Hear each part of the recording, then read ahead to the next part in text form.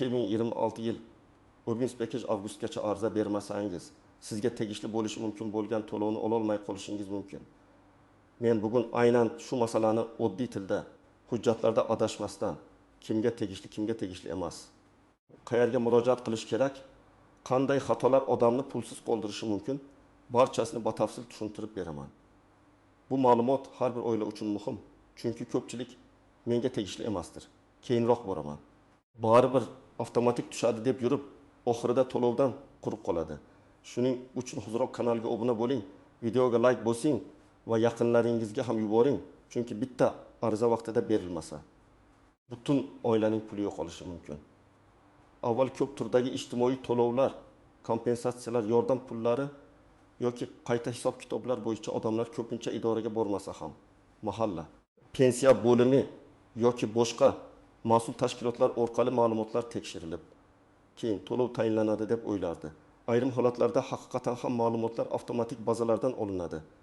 Pasport ma'lumoti, yashash manzili, ish haqi, pensiya, nogironlik guruhi, bolalar soni, oilaviy holat kabi ma'lumotlar davlat tizimlarida ko'rinadi. Lekin eng katta xato shuki, odamlar bazalarda ko'rinsa, demak menga ham pul avtomatik tushadi deb o'ylaydi. Amalda esa ko'p to'lovlarda ariza berish shart. Ya'ni huquqingiz bo'lishi boshqa narsa, shu huquqdan foydalanish uchun murojaat qilishingiz boshqa narsa. Hozirgi tartibda asosiy urg'u shunga qaratilgan. Kimdir belgilangan muddat ichida ariza bersa, uning hujjatlari ko'rib chiqiladi, huquqi bor yo'qligi aniqlanadi va to'lov tayinlanadi. Kim kechiksa, keyin men bilmagan edim, meni hech kim ogohlantirmadi, uyimga xat kelmadi, mahalladan aytishmadi desa ham, ko'p holatda muddat o'tgandan keyin pulni qaytarib olish qiyin bo'ladi. 2026 yil 19-avgust sanasi shuning uchun xavfli. Bu sana oddiy eslatma emas, bu amaliy harakat qilish kerak bo'lgan chegara. Men buni sizga qo'rqitish uchun emas, huquqingizni yo'qotib qo'ymasligingiz uchun aytyapman. Oldin odamlar ko'proq og'zaki ma'lumotga suyanardi. Masalan, mahalladagi tanishi aytdi, qo'shnisi eshitdi, ijtimoiy tarmoqda kimdir yozdi. Shundan keyin borib surishtirardi. Hozir esa har bir to'lov bo'yicha aniq mezonlar, elektron bazalar, ariza topshirish tartibi va muddatlar bor. Sizning oilangizda haqiqatan ehtiyoj bo'lishi mumkin. Sizda to'lov olishga asos bo'lishi mumkin. Lekin ariza tizimga kirmagan bo'lsa, siz navbatga ham tushmaysiz. Tekshiruv ham boshlanmaydi, hisob kitob ham ochilmaydi. Ya'ni birinchi eshik ariza, boshqa o'zgarish ham bor. Hozir ko'p idoralar fuqaro o'zi murojaat qilmagan degan asos bilan masalani yopib qo'yishi mumkin. Chunki davlat tizimi sizning nomingizdan hamma narsani o'zi talab qilib yurmaydi. Masalan, sizga kompensatsiya, nafaqa, bir martalik yordam, qayta hisoblangan farq puli yoki boshqa to'lov tegishli bo'lishi mumkin. Lekin siz ariza bermasangiz, tizim sizning xohishingiz borligini bilmaydi. Shuning uchun men doim aytaman. Hujjat topshirish bu shunchaki qog'oz emas. Bu sizning men o'z huquqimdan foydalanmoqchiman degan rasmiy bayonotingiz. Birinchi navbatda ijtimoiy himoyaga muhtoj oilalar e'tiborli bo'lishi kerak. Oilada daromad past bo'lsa, farzandlar ko'p bo'lsa, yolg'iz ona yoki yolg'iz ota bo'lsa, nogironligi bo'lgan shaxs bo'lsa, pensioner bo'lsa, boquvchisini yo'qotgan oila bo'lsa, ishini yo'qotgan yoki norasmiy ishlayotgan shaxslar bo'lsa. Albatta ariza masalasini tekshirtirish kerak. Chunki ko'p odam men baribir rad javobi olaman deb bormaydi. Lekin mutaxassis sifatida aytaman, rad javobini og'zaki taxmin bilan emas, rasmiy tekshiruv bilan bilish kerak. Siz o'zingizni mos kelmayman deb o'ylashingiz mumkin. Lekin bazadagi hisob kitob boshqacha chiqishi mumkin. Masalan, bir oilani olaylik. Er ishlaydi. Oyiga 3.500.000 so'm oladi. Ayol uyda 3 nafar farzandi bor. Oilada jami 5 kishi. Tashqaridan qaraganda er ishlayapti-ku, yordam tegmaydi deyishadi. Lekin daromad oiladagi odam soniga bo'linganda har bir kishiga to'g'ri keladigan summa past chiqishi mumkin. Agar ular belgilangan muddatgacha ariza bersa, oilaviy holati, daromadi, farzandlari, yashash sharoiti tekshiriladi va to'lovga asos bo'lsa, yordam tayinlanadi. Agar baribir bermaydi deb 2026 yil 15-avgustdan keyin borsa, asos bo'lgan davr uchun pulni ololmay qolishi mumkin. Ikkinchi misol, pensioner ayol yolg'iz yashaydi. Pensiyasi 1.200.000 so'm. Oy, kommunal xarajatlari, dori-darmon, oziq-ovqat narxini hisobga olsak, bu ayolga ayrim to'lovlar yoki kompensatsiyalar tegishli bo'lishi mumkin. Lekin u men pensiya olyapman, menga boshqa hech narsa berilmaydi deb o'ylaydi. Aslida pensiya olish boshqa, qo'shimcha yordam yoki kompensatsiya olish boshqa masala. Agar tartibda pensionerlar, yolg'iz yashovchilar yoki kam ta'minlanganlar uchun alohida imkoniyat bo'lsa, u ariza bermasa, hech kim uning uyiga kelib majburan pul tayinlab bermaydi. Uchinchi misol, nogironligi bo'lgan farzandi bor oila. Ota norasmiy ishlaydi. Ona farzand parvarishi bilan band. Ular ko'pincha rasmiy ma'lumotlarda daromadsiz yoki noaniq ko'rinadi. Bunday oilalar hujjatni to'liq tayyorlamasa, tizimda kamchilik chiqadi. Nogironlik guvohnomasi, tibbiy xulosa, bola tug'ilganlik guvohnomasi, ota-onaning shaxsini tasdiqlovchi hujjatlari, bank kartasi ma'lumotlari to'g'ri bo'lishi kerak. Birgina bank hisob raqami noto'g'ri yozilsa ham to'lov kechikadi. Muddat tugagandan keyin esa men hujjat topshirgandim, lekin kartam xato ekan degan bahona sizni himoya qilmasligi mumkin. Shuning uchun arizani erta berish kerak, xato chiqsa tuzatishga vaqt bo'ladi. Ayrim odamlar bor, ularning daromadi yuqori, mulki ko'p. Oilasida ijtimoiy mezonlarga mos holat yo'q. Masalan, oilada 2 kishi ishlaydi. Rasmiy oyliklari yaxshi, avtomobil va qo'shimcha uy-joy bor, farzandlar soni kam, nogironlik yoki boquvchini yo'qotish holati yo'q. Bunday oilaga ayrim to'lovlar tegmasligi mumkin. Lekin men bu odamlar ham butunlay e'tiborsiz bo'lsin demayman. Chunki to'lovlar har xil bo'ladi. Ba'zilari faqat kam ta'minlanganlarga, ba'zilari ma'lum toifadagi fuqarolarga. Ba'zilari esa ma'lum davrda zarar ko'rgan, huquqi buzilgan yoki qayta hisob-kitobga tushgan shaxslarga beriladi. Masalan, fuqaro bir vaqtlar ishlagan, lekin ish staji bazaga to'liq kiritilmagan bo'lishi mumkin. Yoki pensiya tayinlanganda ayrim davrlar hisobga olinmagan bo'lishi mumkin. Yoki eski hujjatlarda familiya o'zgargani sababli ma'lumotlar ulanmay qolgan bo'lishi mumkin. Bunday holatda odamning daromadi yuqoriroq bo'lsa ham, unga qayta hisob-kitob bo'yicha farq puli chiqishi mumkin. Shuning uchun menga tegishli emas degan xulosani uyda o'tirib chiqarmang. Kamida bitta rasmiy manbadan tekshirtiring. Bu masalada eng katta xavf muddatni o'tkazib yuborish. Odamlar odatda oxirgi haftagacha kutadi. Hali vaqt bor, hozir ishlarim ko'p, bayramdan keyin boraman, farzandimni maktabga joylashtirib olay. Hujjatni keyin topaman deb yuradi. Lekin oxirgi kunlarda idoralarda navbat ko'payadi. Elektron tizimlarda yuklama ortadi. Ayrim ma'lumotlar bazadan chiqmay qoladi. Hujjatlarda xato aniqlanadi. Agar siz 2026 yil 17 avgust kuni borsangiz va pasport ma'lumotingizda, yashash manzilingizda yoki bank rekvizitingizda xato chiqsa, uni bir kunda tuzatishga ulgurmasligingiz mumkin. Shunda kechikish sizning aybingizga yoziladi. Men amaliyotda ko'p ko'rganman. Odam aslida pul olishiga haqli bo'ladi. Lekin hujjatdagi bitta kichik xato sabab ish cho'ziladi. Masalan, tug'ilganlik guvohnomasida ism Muhammad Ali deb yozilgan. Pasport bazasida Muhammad Ali bo'lib qolgan. Yoki nikoh guvohnomasidagi familiya yangi pasport bilan mos kelmaydi.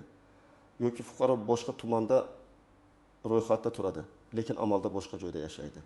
Yoki bank kartasi qarindoshining nomida, ariza esa o'z nomidan berilgan. Bunday mayda ko'ringan narsalar to'lovni to'xtatib qo'yishi mumkin. Vaqt borida topshirsangiz, tuzatish imkoniyati bor. Oxirgi kunga qoldirsangiz, xato pulingizni yutib yuboradi. Arizani odatda to'lovga da'vogar shaxsning o'zi beradi. Agar to'lov oila nomidan bo'lsa, oilaning voyaga yetgan a'zosi odatda ariza beruvchi sifatida ona yoki ota murojaat qiladi. Agar shaxs keksaligi, kasalligi yoki nogironligi sabab o'zi bora olmasa, ishonchnoma, qonuniy vakillik yoki belgilangan tartibdagi vakil orqali murojaat qilish imkoniyati bo'lishi mumkin. Lekin bu joyda juda ehtiyot bo'lish kerak.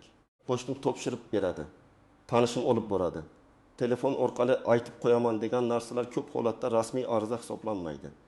Ariza tizimga kirishi, ro'yxatdan o'tishi, qabul qilinganini tasdiqlovchi raqam yoki hujjat bo'lishi kerak. Agar siz My.Tonkakov.uz orqali elektron ariza bersangiz, ariza raqamini saqlab qo'ying. Agar mahalla ijtimoiy himoya bo'limi, pensiya jamg'armasi yoki boshqa vakolatli tashkilot orqali topshirsangiz, qabul qilingan sana va ro'yxat raqamini so'rang. Men buni alohida ta'kidlayman. Og'zaki bo'ldi, qabul qilindi degan gap yetarli emas. Sizda iz qolishi kerak. Chunki keyin nizo chiqsa, men 10 avgust kuni kelganman deyishingiz bilan ish bitmaydi. Sizda ariza qabul qilinganini ko'rsatuvchi dalil bo'lsa, o'z huquqingizni himoya qilish ancha oson bo'ladi. Eng avvalo shaxsni tasdiqlovchi hujjat kerak bo'ladi. Bu pasport yoki ID karta. keyin yashash manzili bo'yicha ma'lumot, oila tarkibi, farzandlarning tug'ilganlik guvohnomalari, nikoh yoki ajralish haqidagi hujjat, daromad haqida ma'lumot, pensiya yoki nafaqa olinsa shu bo'yicha ma'lumot, nogironlik bo'lsa tibbiy ijtimoiy ekspertiza ma'lumoti, boquvchini yo'qotganlik bo'lsa tegishli hujjatlar. Bank kartasi yoki hisob raqami kerak bo'lishi mumkin. Har bir to'lov bo'yicha ro'yxat farq qiladi. Lekin asosiy mantiq bitta. Davlat sizning kimligingizni, oilangiz tarkibini, daromadingizni va to'lov olishga asos bo'ladigan holatingizni tasdiqlashi kerak. Hujjat tayyorlayotganda men sizga oddiy, lekin juda foydali maslahat beraman. Har bir hujjatdagi ism, familiya, tug'ilgan sana va pasport raqamini solishtiring. Farzandingizning guvohnomasida sizning ismingiz qanday yozilgan, pasportda qanday yozilgan, nikoh hujjatida qanday yozilgan? Bular mos keladimi? Ko'ring. Bank kartasi aynan ariza beruvchi nomidami? Muddati o'tmaganmi? SMS xabarnoma ulanganmi? Hisob raqami faolmi? Tekshiring. Ba'zan odamga to'lov tayinlandi, lekin karta yopiq bo'lgani uchun pul qaytib ketadi. Keyin uni qayta chiqarish uchun yana ariza, yana tekshiruv, yana vaqt kerak bo'ladi. Endi eng muhim nozik jihatlarga o'tamiz. Birinchisi, hamma ariza ham avtomatik ravishda pul degani emas. Ariza bu tekshiruvni boshlaydi. To'lov tayinlanishi uchun siz mezonlarga mos kelishingiz kerak. Shuning uchun kimdir ariza berdi oldi, siz ariza berdingiz va rad javobi oldingiz, bu darhol adolatsizlik degani emas. Oilalar tarkibi, daromadi, mulki, ro'yxat manzili, oldin olgan to'lovlari, hujjatlari har xil bo'ladi. Lekin rad javobi tushunarsiz bo'lsa, uni yozma ko'rinishda so'rash va sababini bilish kerak. Sababini bilmasdan turib muammoni tuzata olmaysiz. Ikkinchi nozik jihat, daromad yashirilsa, keyin muammo chiqadi. Ayrimlar rasmiy ishlamayman deb yozsam to'lov chiqadi deb o'ylaydi. Lekin hozir bazalar bir-biriga ulanib boryapti. Soliq, bank, pensiya, kadastr, transport, bandlik ma'lumotlari tekshirilishi mumkin. Agar noto'g'ri ma'lumot berganingiz aniqlansa, to'lov rad etilishi, oldin berilgan pul qaytarilishi yoki boshqa javobgarlik kelib chiqishi mumkin. Men doim shuni aytaman, huquqni olish uchun hujjatni to'g'ri topshiring. Noto'g'ri ma'lumot bilan olingan pul baribir tinchlik bermaydi. Uchinchi nozik jihat, ro'yxat manzili va haqiqiy yashash joyi. Masalan, siz Toshkent viloyatida ro'yxatda turasiz, lekin Toshkent shahrida ijarada yashaysiz. Yoki aksincha, qishloqda ro'yxatda turib, boshqa tumanda ishlaysiz. To'lov turiga qarab, ariza ro'yxat manzili bo'yicha yoki amalda yashash joyi bo'yicha ko'rib chiqilishi mumkin. Bu masalani oldindan aniqlang. To'g'ri joyga ariza bersangiz vaqt yo'qotasiz. Idora bu bizning vakolatimiz emas deb qaytaradi. Siz esa muddatga yaqinlashib qolasiz. To'rtinchi nozik jihat, avval olgan to'lovlar. Ayrim yordam turlarida bir vaqtning o'zida bir nechta to'lov olish mumkin. Ayrimlarda esa mumkin emas. Masalan, bir to'lov boshqa to'lovni kamaytirishi yoki hisob-kitobda daromad sifatida ko'rilishi mumkin. Shu sababli qo'shnim ikki joydan oldi, men ham olaman degan mantiq ishlamaydi. Har bir holat alohida baholanadi. Siz o'zingiz olgan pensiya, nafaqa, aliment, stipendiya, ijara daromadi, tadbirkorlik daromadi bo'lsa, barchasini to'g'ri ko'rsating. 5-nozik jihat, muddat faqat ariza topshirish uchun bo'lishi mumkin. To'lov esa keyinroq kelishi mumkin. Masalan, siz 2026 yil 10 avgustda ariza berdingiz. Hujjatlar 20 kun tekshirildi. To'lov sentabrda tushdi. Bu normal holat bo'lishi mumkin. Muhimi, ariza muddat ichida qabul qilingan bo'lsin. Shuning uchun pul darhol tushmadi, demak foydasi yo'q deb arizani bekor qilmang. Ariza holatini tekshirib boring. Lekin sabr bilan rasmiy javobni kuting. Birinchi qadam, bugunoq o'zingizning holatingizni aniqlang. Oilangizda kimlar bor, kim ishlaydi, kim ishlamaydi, kim pensiya yoki nafaqa oladi, farzandlar soni nechta, nogironlik, o'quvchini yo'qotish, yolg'iz ota-onalik, ishsizlik, kam daromad, uy-joy muammosi kabi asoslar bormi, yozib chiqing. Men oddiy daftar ochishni maslahat beraman. Har bir oila a'zosining ismi, tug'ilgan yili, hujjati, daromadi va aloqa holatini yozsangiz, idoraga borganingizda adashmaysiz. Ikkinchi qadam, qaysi tashkilot vakolatli ekanini aniqlang. To'lov turiga qarab, mahalla fuqarolar yig'ini, inson ijtimoiy xizmatlar markazi, pensiya jamg'armasi, bandlik organlari, tuman hokimligi, davlat xizmatlari markazi yoki my.gov uz portali orqali murojaat qilinishi mumkin. Men tavsiya qiladigan eng to'g'ri yo'l avval rasmiy manbadan so'rang. Telefon orqali qisqa ma'lumot oling, keyin hujjat bilan boring. ijtimoiy tarmoqdagi noma'lum postlarga suyanib qolmang. Chunki bitta noto'g'ri maslahat sizni muddatdan kechiktirishi mumkin. 3-qadam. Hujjatlarni oldindan tayyorlang.